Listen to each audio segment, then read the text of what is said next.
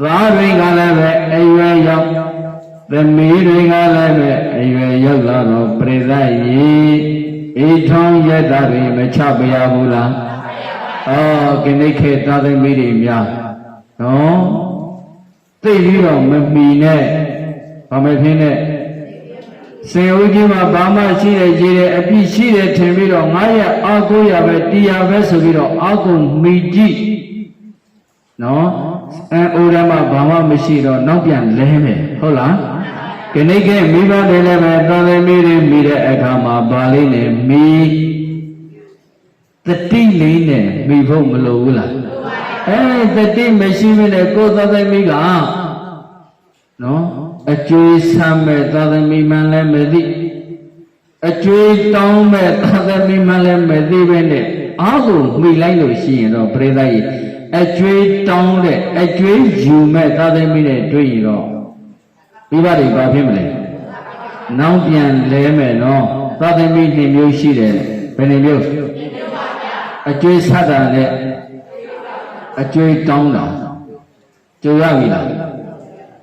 အကျွေးတောင်းတဲ့သာသမီတွေနဲ့ကြုတ်ဖို့ပြီလားတချို့ကအကျွေးလာတောင်းတာဟုတ်လားခဏခေတ်သာသမီတွေနော်ပြောတော့ပေါ့သာသမီတွေရှိသာသမီမှာရှိတဲ့ပြည့်စည်သည့်မိဘတွေအတွက်ဖြစ်မဲ့ဖြစ်မိဘတွေမှာရှိတဲ့ပြည့်စည်ဥစ္စာတွေသာသမီတွေအတွက်ဖြစ်မဲ့ဖြစ်ခံစားချက်နဲ့ပြောနေတာအမှန်လေးပြောနေတာလားဟုတ်လားမိဘမှာရှိတဲ့ပြည့်စည်ဥစ္စာတွေဒီဘယ်သူအတွက်အလုံးသာသမီကရှိတဲ့ပြည့်စည်ဥစ္စာတွေကိုမိဘတွေတွားပြီးတော့ပိုက်လို့ရသေးတယ်လားခဏခေတ်သာသမီတွေကလည်းတယ်နော်နိုင်ငံရချမ်းမှာသွားပြီးတော့မိဘကျေးဇူးဆက်ကြတယ်နော်ဆက်ပြီးတော့အမေ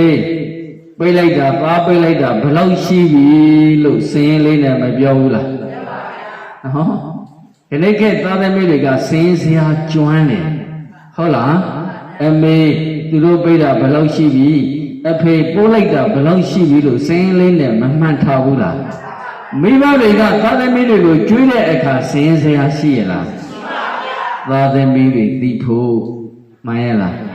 နော်သူတို့လက်ကြတော့စင်းရင်နဲ့ဇရာနဲ့လာတာအဲ့ဒီစင်းရင်ဇရာတွေကဘာလို့ဖို့ထင်ဘာတောင်းဖို့ယောက်ျားလေးဆိုလည်းပဲဘာတောင်းဖို့မိန်းမတောင်းဖို့နော်အမျိုးသမီးတွေဆိုတော့လည်းပဲနော်ကိုယ့်ကိုတွေးပြီးတော့ပဲဖြေကြ